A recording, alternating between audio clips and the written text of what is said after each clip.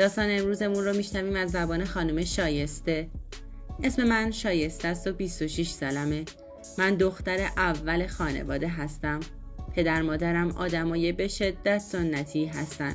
برای همین من و خواهر برادرم خیلی چشم و گوش بسته بودیم و اونقدر ساده بودیم که هر کی هرچی میگفت باور میکردیم و در چارچوب قوانین خانواده بودیم.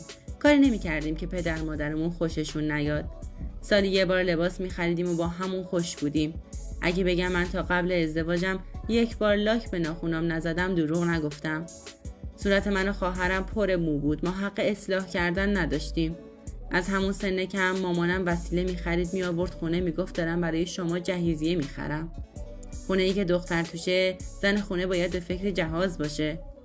با همین تیپ فکری وقتی 17 سالم بود، چند ماه بعد از گرفتن دیپلمم، بابام با جمله دختر مثل گوشت میمونه، اگه بیرون باشه گربه میخوردش و اگه تو خونه بمونه بو میگیره، منم خوشحال از این که میشم خانم خونه خودم، به عقد پسر یکی از همکارای بابا به اسم آرش در اومدم.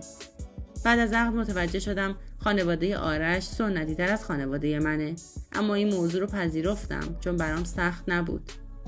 تو دوران عقد از طرف هر دو خانواده ها ممنوعیت هایی داشتیم و باید برای رابطه جنسی تا شب عروسی صبر میکردیم. هرگز نتونستم با این تفکر کنار بیام.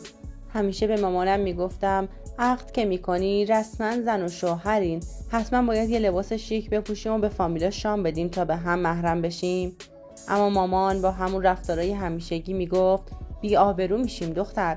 منو ساکت میکرد. من و آرش با هم عقد کرده بودیم، اما مثل دوست پسر دوست دختر بودیم.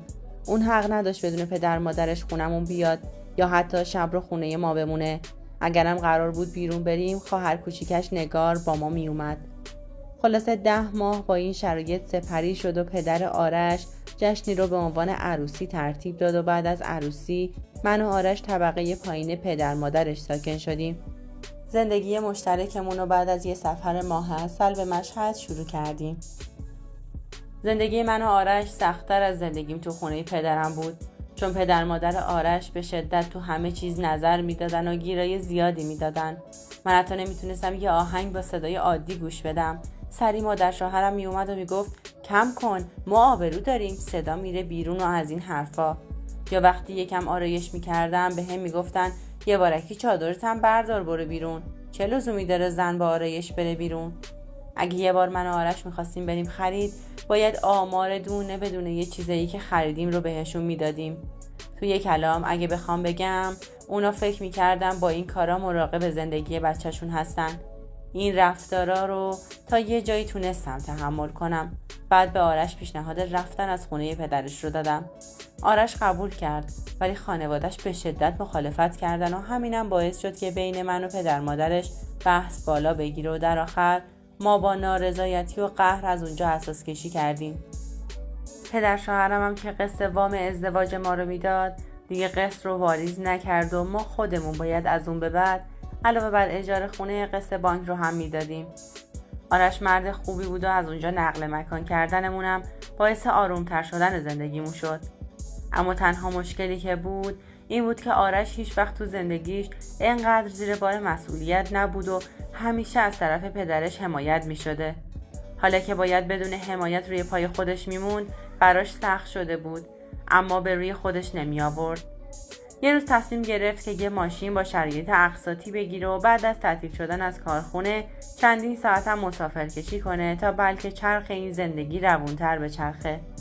یه پراید مدل پایین با قرض و قله از شوهر خالش در ازای چک و وام کمی که از بانک تونست بگیره خرید. کار خودشو شروع کرد.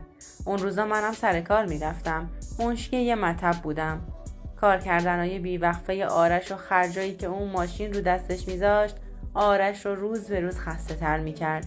اون از صبح تا عصر 12 ساعته تو شرکت کار میکرد و عصر هم تا ساعت 1، گاهن حتی تا ساعت 2 شب مسافر جابجا میکرد.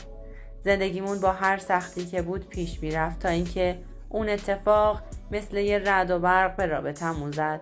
یک شب که آرش از فرط خستگی خوابش میومد ولی همچنان در حال جابجا کردن مسافر بود، با یه مینیبوس تصادف میکنه.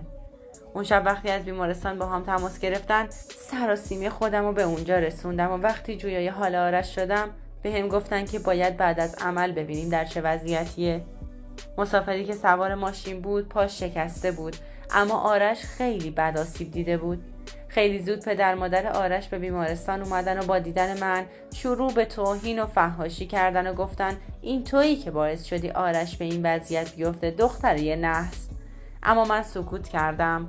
عمل آرش انجام شد و بعد از 3 روز دکتر متخصص اون رو به من و پدر مادرش گفت متاسفانه آرش قطع نخاع شده و ما هم تمام تلاشمون رو کردیم، اما آرش باید از این به بعد به زندگی نباتی خودش تا پایان عمرش ادامه بده.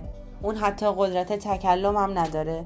میبینه، میشنوه، اما نمیتونه پاسخ بده و تکون بخوره. اون لحظه انگار سطل آب یخی روم ریختن. گریه های مادر شوهرم بند نمی اومد و پدر شوهرم هم با کنایه میگفت بلند شو خانوم، اونی که باعثشه باید از خدا بترسه. چند هفته بعد آرش مرخص شد و پدر مادرش اجازه این که ببرمش خونه خودم رو به هم ندادن و اونو به خونه خودشون بردن. آرش مثل یه تیکه گوشت گوشه ی حال روی تخت افتاد و من حتی فرصت پرستاری ازشم نداشتم. چند باری که به اونجا رفتم مادرش منو فاحشه خطاب میکرد و میگفت این همه سال بچه‌مو رو چشمام بزرگ کردم، چند سال با تو بود به خاک سیاه نشست، تو اونو از اینجا بردی و داغونش کردی، نمیخوام دیگه ببینمت فرشته عذاب. بعد هم منو از خونه بیرون کردن. الان 1 سال از آخرین باری که آرش رو دیدم میگذره. طلاقمو گرفتم و تمام وسایلی که مربوط به آرش بود رو با وانت به خونه پدریش فرستادم. من راهی جز طلاق نداشتم، چون نه آرش توان حرف زدن داشت و نه توان دفاع کردن از من رو. نه پدر مادرش اجازه میدادم برم ببینمش. گاهی با خودم فکر میکنم که اگه من تو خونه پدر آرش زندگی کرده بودم آیا بازم این اتفاق میافتاد؟ بازم آرش به این روز میافتاد و ما مجبور بودیم از هم جدا زندگی کنیم؟ خیلی ناراحتم برای سرگذشتم، اما راهی هم ندارم به جز پذیرش. دوستان عزیز، ممنون که تا این قسمت از داستان همراهمون بودید.